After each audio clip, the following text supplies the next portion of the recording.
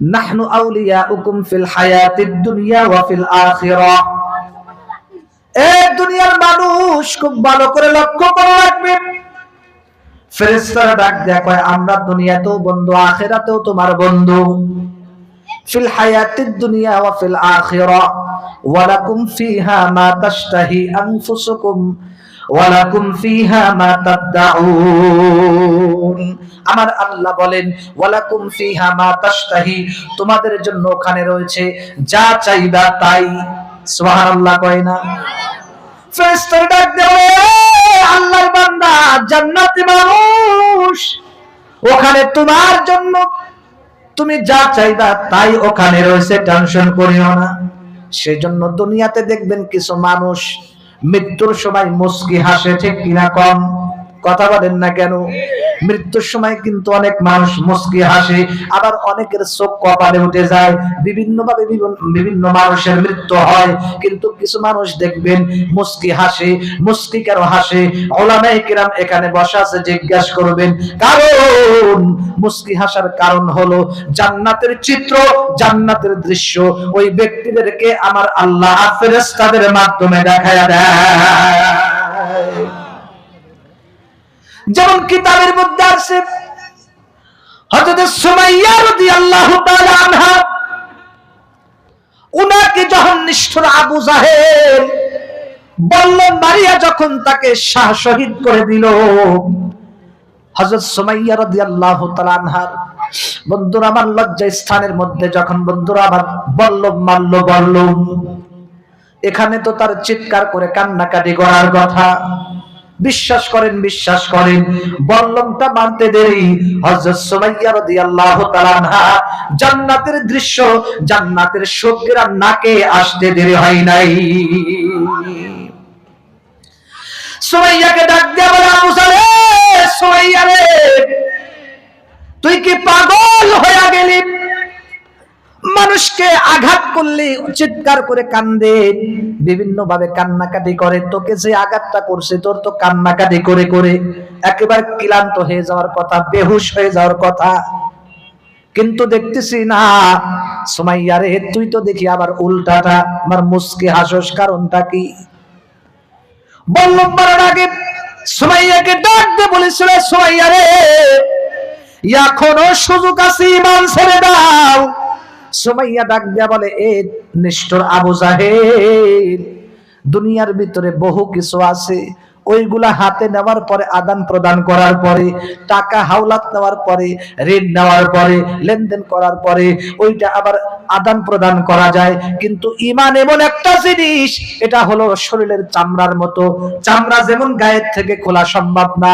আমি সুমাইয়া যেই আল্লাহর একাত্মবাদের ঈমানকে আমি সুমাইয়া যেই আল্লাহর উপরে ঈমান এনেছি, আমার জীবন যাইতে পারে, আমি সুমাইয়া ঈমান ছাড়ব না। সুমাইয়াকে ডাক দেয়া বলে, ঠিক আছে বুঝছি, এবার মজাটা টের পাইবা।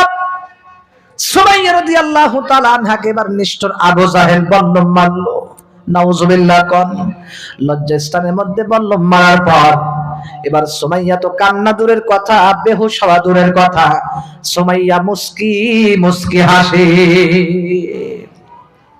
এই পৃথিবীর মালিক যিনি, জপ তার নিশিদিনী, ওরে ভালো যদি বাসো তুমি তাকেই ভালোবাসো, কার লাগিয়া কান্দো তুমি, কার লাগিয়া হাসো। ভাই আমার বন্ধুগণ, আমার খুব ভালো করে লক্ষ্য করবেন, এ পর্দার আলের আম্মা জান, মহিলা প্যান্ডেলের মধ্যে বৈশা বৈশা গল্প করলে হবে না রে মা, গভীর মনোযোগ দিয়ে শোনা লাগবে। আম্মা জানদেরকে লক্ষ্য করে বলছি, তামাম পৃথিবীর মধ্যে আমার আল্লাহ কোন মহিলাকে কিন্তু ইনডাইরেক্ট সালাম দেয় নাই, একমাত্র কেবলমাত্র একজন নারীকে আমার আল্লাহ সালাম দিয়েছেন। সেই নারীটার নাম হলো আমাদের আম্মা জান হযরত খাদিজাতুল কুবরা। সুবহানাল্লাহ। আপনারা বলবেন, হুজুর খাদিজাকে আমার আল্লাহ কেন সালাম দিল? এরে যুবক, আমার আম্মা জান খুব গভীর মনোযোগ দিয়ে শোনা লাগবে। হযরত খাদিজাতুল কুবরাকে আমার আল্লাহ ইনডাইরেক্ট কেন সালাম দিলেন, এর কারণটা কি জানা দরকার আছে না নাই? আরো আসতে বলেন, জানা দরকার আছে না নাই? আম্মা জান, মা বোনেরা বিশেষ করে খুব লক্ষ্য করিয়া শোনেন, আপনাদেরকে লক্ষ্য করিয়া বলছি, শুধু বৈশা বৈশা গল্প কইরেন না, শুধু বাদাম বোট খায়েন না, এই কথাটা খেয়াল করিয়া শোনেন। আমার সময় একেবারে অল্প। হযরত খাদিজাতুল কুবরাকে আমার আল্লাহ সালাম জানানোর পিছনে দুইটা কারণ আছে, দুইটা কারণ। উলামায়ে কিরাম এখানে বসা আছেন। এক নম্বর কারণ হলো হযরত খাদিজাতুল কুবরা তার স্বামীকে দিল থেকে জান দিয়া ভালোবাসে। দুই নম্বর কারণ হলো হযরত খাদিজাতুল কুবরা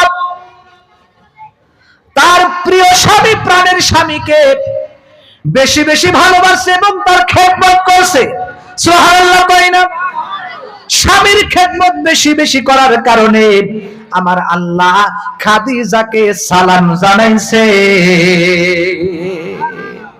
এবার বলেন তো দেখি, আমাদের মহল্লায়, আমাদের দেশে বর্তমান স্বামীর খেদমত খুব ভালোই চলে? স্বামীর খেদমত আছে? জোরে বলেন না কেন, আছে নাকি? ক্যামেরা ধরবে না আপনাদের দিকে, ভয় পায়েন না। অনেকেই ভাবতেছে যদি ভাত বন্ধ করে দেয়, জোরে যে বলবো নাই। জোরে কোন, স্বামীর খেদমত কি আছে এখন বর্তমানে? মা বোনেরা প্যান্ডেলে যারা বসে আছে 3 ভাগের 2 ভাগ মানুষই বলতেছে যে নাই। তাহলে আমরা কেমন হইলাম? স্বামীর খেদমত করতে পারলাম না। অনেকেই বলে কি জানেন, স্বামীর তো এরকম হওয়া লাগবে। স্বামী যদি আবু জাহেল হয় তাহলে কেমন নেব? আছে না নাই? যদি রসুলের ইতিহাস শোনান তাকে, যে দেখো তারা কি স্বামীর খেদমত করছে, কত ভালো ছিল। কিছু মহিলা আছে দেখবেন বলে, টাস করে বলে ওঠে যে তারা স্বামীও খুব ভালো ছিল, 1 নম্বর স্বামী, আপনার মতো এত বেসাই ছিল না। আপনি তো কথায় কথায় মারেন, তর্ক করেন, রাগ করেন, চোখ গরম করেন। আরে মা বোন, আপনাকে বলছি, আপনার স্বামী যতই খারাপ হোক, আবু জাহেলের মতো তো খারাপ না, ঠিক কিনা কর? ফিরাউনের মতো তো এত খারাপ না। ফিরাউন হযরত আসিয়াকে অনেক শাস্তি দিছে, কিন্তু আসিয়া, মা আসিয়া কোনদিন স্বামীর সাথে বেয়াদবি করে নাই। আসিয়ার স্বামীর নাম কি? আরে ইন্টারন্যাশনাল হারামজাদা ফিরাউন। ইন্টারন্যাশনাল হারামজাদা, এর নাম কি? ফিরাউন। আল্লাহ এমন ভাবে পছলাইছে, ওর নাম হিন্দু বন্ধু রাখে না। রাখে? দেখছেন কোন হিন্দু নাম রাখছে ছেলের নাম ফিরাউন? নমরুদ রাখছে কেউ? রাখে নাই। আল্লাহ পছায় দিছে একেবারে। আল্লাহ হেফাজত করুক, জোরে কোন আমি। যাকে অধিক যাব না, আমার মূল আলোচনা বুঝাইতে চাই। সেজন্য মা বোনদেরকে বলবো, আমরা আজকের থেকে প্রতিজ্ঞা করি, স্বামী যেমন কে না হয়, যে সাইজের হোক, যেমনই হোক, আপনার খেদমত আপনি করবেন, ঠিক রাখুন। আপনি ভালোভাবে খেদমত করবেন, আমার আল্লাহ আপনাকে জান্নাতের 8টা দরজা সহজে খুলে দেবে ইনশাআল্লাহ। আল্লাহ কবুল করুক, জোরে কোন আমিন। ভাইরা আমার, বন্ধুগণ আমার, খুব ভালো করে লক্ষ্য করবেন। হযরত সুমাইয়া রাদিয়াল্লাহু তাআলা আনহার কথা বলতেছিলাম, উনি মুস্কি হাসতেছে। মুস্কি হাসার কারণ হলো আমার আল্লাহ ফেরেশতাদের মাধ্যমে জান্নাতের চিত্রটা ধরছে। জান্নাতের দৃশ্য দেখা দেখা হযরত সুমাইয়া হাসে। সুবহানাল্লাহ কই না? আবু জাহেলকে ডাক দিয়ে বলে, হে নিষ্ঠুর আবু জাহেল, আমার হাসার কারণ হলো আমি সুমাইয়া এই জন্যই হাসতেছি, জান্নাতের সুঘ্রাণ আমার আছে, আমি আসিয়ার মধ্যে চলতেছে। এবার ফিরাউন, এবার আবু জাহেল চমকে উঠছে, হাই হাই, তাহলে আমি করলামটা কি? এই যে এত কিছু মানে দৃশ্য দেখার পরেও এই শয়তান আবু জাহেল এর পরেও ঈমান আনে নাই। ঈমান আনছে? জোরবান ঈমান আনছে? আনে নাই। কারণ কোরআনে কারীমের মধ্যে 20 নম্বর পারা, 20 হাফিজে কোরআন শরীফের 11 নম্বর পৃষ্ঠা, 20 নম্বর পারায় আছে, আল্লাহ বলেন, ইন্নাকা লা তাহদি মান আহবাবতা ওয়ালাকিন্নাল্লাহা ইয়াহদি মান ইয়াশা। আল্লাহ ডাক দিয়ে বলে, দুনিয়ার মানুষ, আল্লাহর পয়গম্বরকে আমার আল্লাহ উল্লেখ করিয়া বলতেছে, ইন্নাকা, হে আমার হাবিব, ইন্নাকা লা তাহদি, নিশ্চয় আপনি যাকে ভালোবাসেন ইন্নাকা লা তাহদি মান আহবাবতা, আপনি যাকে ভালোবাসেন, লা তাহদি, ইচ্ছা করলে আপনি তাকে হিদায়াত দিতে পারবেন না। সুবহানাল্লাহ কয় না? ওয়ালাকিন্নাল্লাহ ইয়াহদি মান ইয়াশা, শুধুমাত্র কেবলমাত্র আমি আল্লাহ যারে হেদায়াত দেব, একমাত্র ওই ব্যক্তিটাই হেদায়াত পাবে। সেজন্য হেদায়েতের মালিক একমাত্র কে বলেন? আরো জোরে বলেন, হেদায়েতের মালিক কে? এই আয়াতটা নাজিল হয়েছে আমার বন্ধুরা, খুব খেয়াল করে লক্ষ্য করবেন। হযরত পয়গম্বরের চাচা, আপন চাচা আবু তালেব, আপনারা নাম শুনছেননি? আবু তালেবের পরিপ্রেক্ষিতে এই আয়াতটা আমার আল্লাহ নাজিল করছেন। পয়গম্বর আবু তালেব যখন ইন্তেকালের সময় হয়ে গেল, ইন্তেকালের সময় যখন ঘনিয়ে আসলো, আসার সাথে সাথে পয়গম্বর আবু তালেবের বাড়িতে আসলেন। সারাটা জিন্দেগি আমার পয়গম্বরকে আবু তালেব অনেক ভালোবাসে, এমনকি তার সন্তানের চাইতে আমার পয়গম্বরকে আবু তালেব বেশি ভালোবাসে। কেন কেন কেন ভালোবাসার কারণ হলো, কারণ এটার কারণ একমাত্র আমার আল্লাহই ভালো জানে। কারণ ছোট্টবেলায় আমার পয়গম্বর মাকে হারাইছে 6 বছর বয়সে, আব্বাকেও হারাইছে আরো আগে। দুনিয়াতে আসার আগে আমার পয়গম্বরের আব্বাকে শিশুকালে হারাইছে। 6 বছর বয়সে আমার পয়গম্বর মাকে হারাইছে। ভাইরা আমার, বন্ধুগণ আমার, আমার পয়গম্বর ছোট্টবেলায় একেবারে 6 বছর বয়সে এতিম, মায়ের আদর পাই নাই, আব্বার আদর পাই নাই। ওই মুহূর্তে আবু তালেবকে, আমার মনে হয় আমি যেটা কল্পনা করলাম, আমার আল্লাহ হয়তো আবু তালেবের মধ্যে মা বাপ যে ভালোবাসাটা বাসতো, ওই ভালোবাসার মহব্বতটা আবু তালেবের মধ্যে আমার আল্লাহ ঢুকায় দিছে। ঠিক কি বলেন ভাই? আমার বন্ধুগণ আমার পয়গম্বর এইভাবে এতিমের মতো একা একা ঘুরে, হঠাৎ করে একদিন এলাকার মধ্যে বিভিন্ন ছেলেরা আসরের পরে খেলাধুলা করে, যেমন আমাদের বাচ্চারা প্রতিদিন খেলাধুলা করে, এরকম ভাবে ওই এলাকার মধ্যে কুরাইশ বংশের বাচ্চারা, ছেলেরা আসরের পরে খেলাধুলা করতেছে। খেলতে খেলতে এক পর্যায়ে আল্লাহর পয়গম্বর একদিন ছোট্টবেলায় ওই খেলা দেখার জন্য আসরের পরে গেল। আসরের পরে যাওয়ার পরে সুন্দর করে খেলা দেখলেন, কারোর সাথে ঝগড়া নাই, কারোর সাথে কোনো কথা নাই, সুন্দর করে খেলা দেখতেছে। খেলা দেখার পর যখন মাগরিবের সময় ঘনিয়ে আসলো, মাগরিবের সময় যখন ঘনিয়ে আসলো, এবার দেখা গেল বাচ্চাদের অনেকের বাবা আয়েশা, অনেকের মা এসে সন্তানদেরকে কোলের মধ্যে নিয়া, দুই গালের মধ্যে চুমা খায়া প্রত্যেকের বাড়ির মধ্যে নিয়ে যাচ্ছে। কিন্তু শেষ পর্যন্ত এক এক করে সবাইকে যখন নিয়ে গেল, এবার শেষ পর্যায়ে আমার পয়গম্বরকে নেওয়ার জন্য কেউ আসে না। আমার পয়গম্বর চোখের পানি ছাইড়া দিয়ে কাঁদতেছে, আর মনে মনে বলতেছে, হায় রে, আমার কি মাও নাই, আব্বাও নাই। এইগুলা বলে বলে আমার পয়গম্বর কাঁদতেছে, চোখের পানি ছাইড়া দিয়ে কাঁদতেছে। আমার ভাইরা খুব খেয়াল করে লক্ষ্য করেন, কেমন এতিম নবীর আমরা উম্মত হইলাম, কেমন দামি নবীর আমরা উম্মত হইলাম। পয়গম্বর রাতের অন্ধকারে একা একা আছে। খুব খেয়াল করিয়া শোনেন, হঠাৎ করে হযরত আমেনা চিন্তা করলেন কারণটা কি। প্রত্যেকদিন তো মাগরিবের আগে আগে আমার মুহাম্মদ তাড়াতাড়ি করে বাড়িতে চলে আসে, আজকে এত রাত হয়ে গেল, এরপরেও কেন আমার মুহাম্মদ বাড়িতে আসে না? এলাকার মধ্যে খবর নিলেন, বাচ্চাদেরকে জিজ্ঞাসা করলেন, এই তোমরা কি আমার মুহাম্মাদের খবর জানোনি? আমার মুহাম্মদকে তোমরা দেখছনি? ছোট শিশু বাচ্চারা ডাক দিয়ে বলে, না না, আমরা তো মুহাম্মদ নামে কে তাকে চিনি না, জানি না। তবে একটা সন্তানকে আমরা দেখছি, হয়তো 5 থেকে 6 বছর বয়স হবে।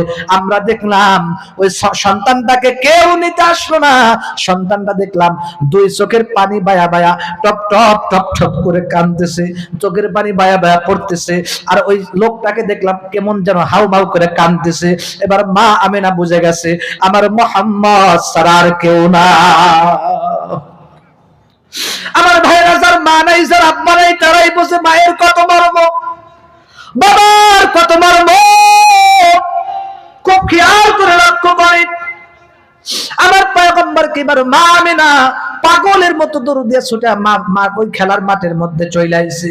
আসার পরে পয়গম্বরকে জোর করে এইভাবে বন্ধুরা আমার সুন্দর করে তাড়াতাড়ি করে কোলের মধ্যে নিয়া 2 গালের মধ্যে চুমা খায়, আর ডাক দিয়ে বলে, সন্তান তুমি কেন কান্দো? পয়গম্বর ডাক দিয়ে বলে, মা,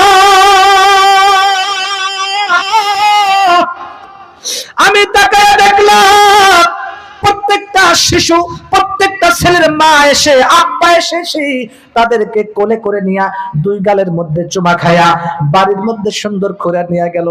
আমার কি আব্বা নাই, আমার কি মা নাই, আমার কি আব্বা নাই, আমাকে আদর করে কি বাড়িতে নিবে না? হযরত মা আমেনা ডাক দিয়ে বলে, এর সন্তান, তোমার আব্বা তো দুনিয়াতে নাই, দুনিয়াতে তুমি আসার আগে আগেই তোমার আব্বাকে তো আল্লাহ দুনিয়া থেকে আগে থেকে নিয়ে গেছে। আমার পয়গম্বর কত দামি পয়গম্বর! আমার পয়গম্বর যখন উনি ইস্তেঞ্জা করতেন, টয়লেট করতেন, দুনিয়ার মানুষ যখন টয়লেট করে, বাথরুম করে, ইস্তেঞ্জা করে, টয়লেট দিয়া গন্ধ না সুঘ্রাণ বলেন।